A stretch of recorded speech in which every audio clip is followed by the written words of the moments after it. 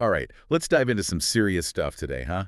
We're talking social power. Ooh, power dynamics. Always a juicy topic. Yeah, like who's really calling the shots in our relationships, you know? How do we even figure that out? Right. It's not always obvious, is it? You might think it's all about titles and positions. Like, oh, they're the boss, so they automatically have all the power. Exactly. But the research we're looking at today suggests it's way more complex than that. Ooh, I'm intrigued. Spill the beans. What research are we talking about here?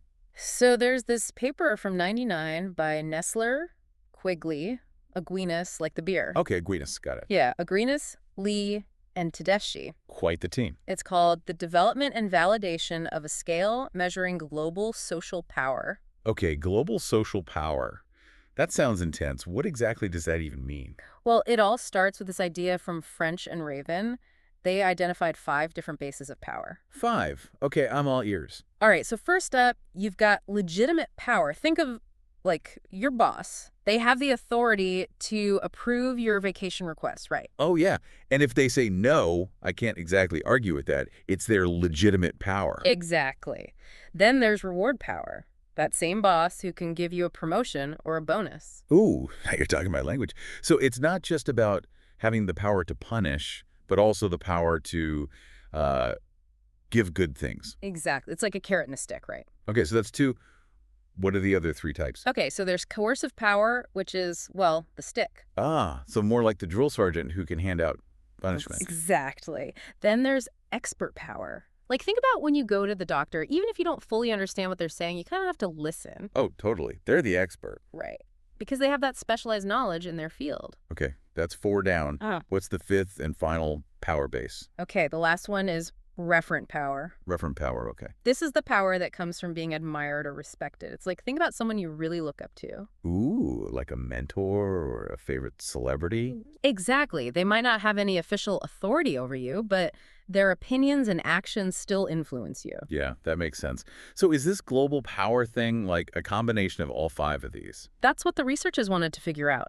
They were curious if you could accurately measure someone's overall power, their global power score, just by adding up how strong they are in these 5 areas. Oh, interesting. So like, is it a simple addition problem? Just add up the points and bam, you've got your power score. Well, they decided to test this out by looking at the relationship between graduate students and their academic advisors. Ah, that makes sense. Advisors have a lot of power over their students. They really do. They can influence your satisfaction with the program, whether you finish your degree, even your future career. No pressure, right? Exactly. So it's a pretty potent mix of different power dynamics at play. It's like a power pressure cooker.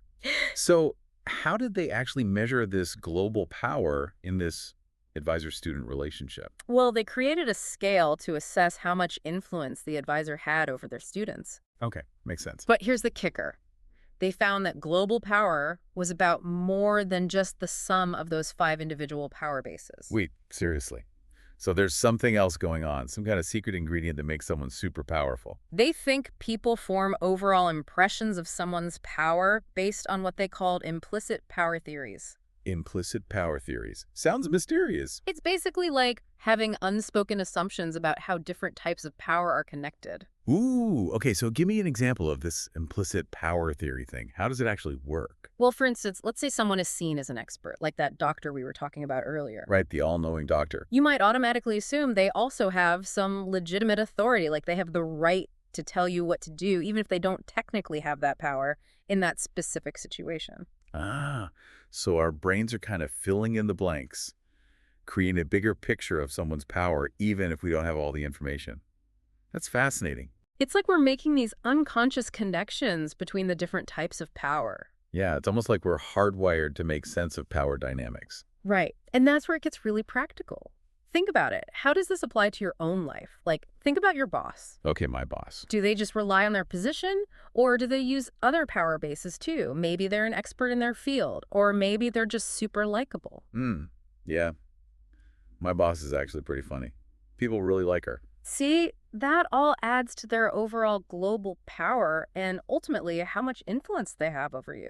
Okay, so it's not just about the official title. It's about this whole aura of power they project. Exactly. This is seriously making me rethink all my relationships. And it's not just at work, right?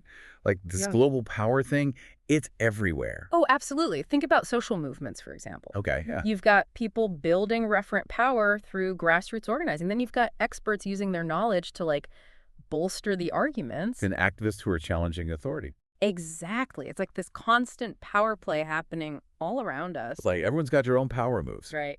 Okay, so we're all players in this game of power.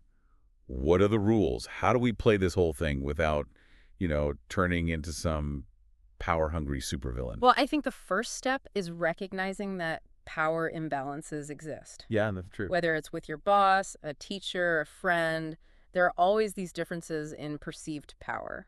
So it's kind of unavoidable. In a way, yeah. But the key is being mindful of those dynamics and trying to find a balance. And the balance, okay. If you're feeling powerless in a situation, maybe that means you need to speak up more, advocate for yourself. And on the flip side, if you're the one with more power, you need to be aware of how your actions might be affecting others. Exactly. It's like finding that sweet spot between being assertive and being considerate. Not always easy. It's a lifelong learning process for sure. But definitely worth it, I think. But it's not just about avoiding negative consequences, right? This whole understanding of power, these different bases, can it actually help us be more, I don't know, effective in our own lives? Oh, absolutely. Once you start to see these power dynamics at play, you can really learn how to, tap into your own strengths and influence others in a positive way. So we can actually use this knowledge for good, not just for evil. Exactly. It's not about manipulation. It's about awareness, ethical influence, and ultimately using these dynamics to try and create positive change. I love that. I feel like I've had a serious aha moment today. Like I'm seeing power dynamics everywhere I look now. It's like that, yeah. But before we go too far down this rabbit hole, what's one key takeaway you want people to remember about this whole global power idea? I think the most important thing is that this research really challenges the idea that power is something you either have or you don't. It's not just a fixed thing. Exactly. It's fluid. It's constantly shifting depending on the context, how people perceive each other. So even if you're in a situation where you feel powerless, there's still potential to change things if you understand how this whole power game works. Exactly. You're not stuck. That's actually quite empowering when you think about it. It is. And on the flip side, those who might be seen as, powerful, Right.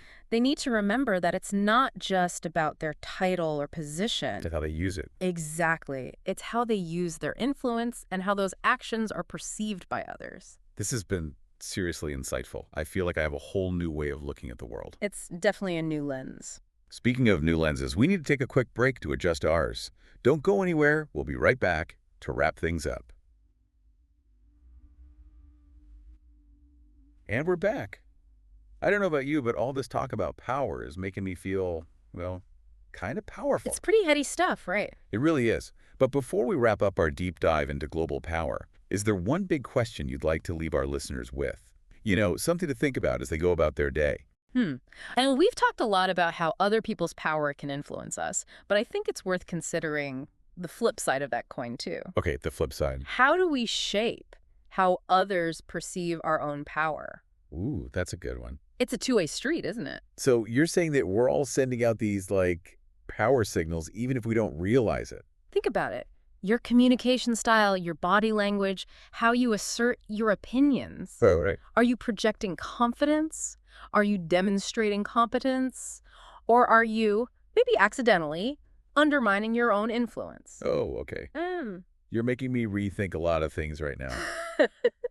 Maybe that time I totally mumbled through my presentation at work. Uh-oh. Maybe it wasn't just nerves. Maybe I was sending out all the wrong signals. It's something to think about, right? It definitely is. The next time you're trying to really get your point across or make a good impression, Right. think about those power bases we discussed. Are you using them strategically? Ooh, good point. Are you drawing on your expertise or your ability to connect with people, maybe even your ability to offer rewards? It's like we all have this hidden power potential just waiting to be tapped into. Exactly. So it's not just about understanding how other people's power affects us.